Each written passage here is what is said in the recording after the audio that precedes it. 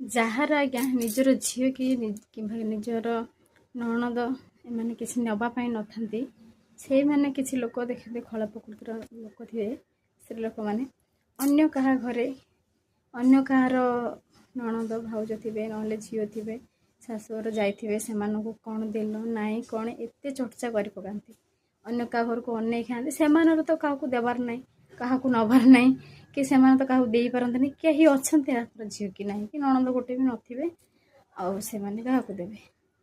କାହାକୁ ତ ଦେବେନି, ଅନ୍ୟର ଚର୍ଚ୍ଚା ବେଶୀ କରିକି ବସିବେ। ସେମାନଙ୍କର ଦେବା ଯଦି ତାକତ ଥାନ୍ତା, ସେମାନଙ୍କୁ ଭଗବାନ ହିଁ ତାଙ୍କୁ ଦେଇଥାନ୍ତା ଝିଅଟି କିମ୍ବା ନଣନ୍ଦଟି। ଅନ୍ୟର କାହା କଥା କାହିଁକି ହେଉଛ? ତମାନେ କ'ଣ ମିଳୁଛି କହିଲ? ତମାନେ କ'ଣ ଦେଉଛ? ଯିଏ ଦେବା ଲୋକ ଦେଉଛେ, ତମେ ଖାଲି ଦେଖୁଛ ଆଉ ଚର୍ଚ୍ଚା କରିକି ବସୁଛ। କିଛି ଫାଇଦା ମିଳୁନି ତମମାନଙ୍କୁ, ଖାଲି ପର ନିନ୍ଦା ପର ଚର୍ଚ୍ଚା କରି ତମ ଜୀବନ ଯିବ।